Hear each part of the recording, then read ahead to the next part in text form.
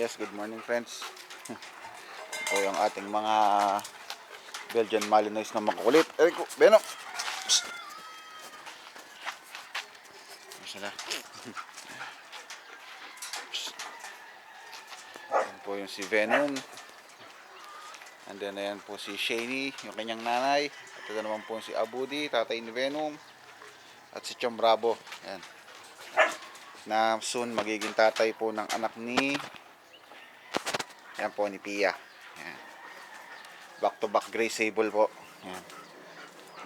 Hindi ko pa ulit nabibilangan si Pia. Siguro si Pia ay nasa 50 days or 52 days pregnant na si Pia.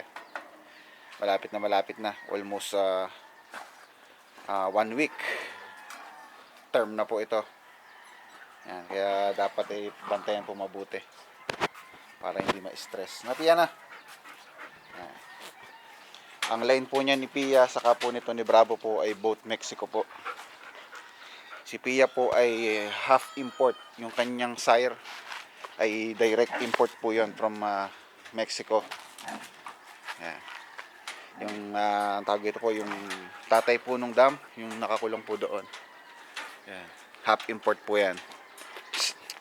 And then ito naman po si Bravo, yung kanyang dam and sire. Pareho po merong line galing Mexico po. Pagtatanungin niyo naman po kung kaninong line sa Mexico, si Pia po yung half import niya ay galing po kay Gonzales line ng mga Belgian Malinois po sa Mexico. Ayan. Yan po sila.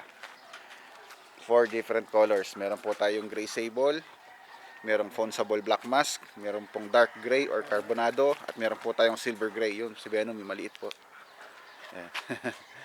Ayan po. Ito po ang kanilang dog park para po sa aming mga BM. Ayan. Para sa mga Belgian lang po ito. Kasi hindi po pwedeng isama yung aming mga husky. Binubugbog po nila lalo na po ito si Abud, tong fonzable po na brown. Tapang po yan sa ibang aso. Baka po masugatan na naman po yung husky namin. Kaya hindi po talaga pwedeng pagsamahin tong mga wolf clan saka po tong mga Belgian clan.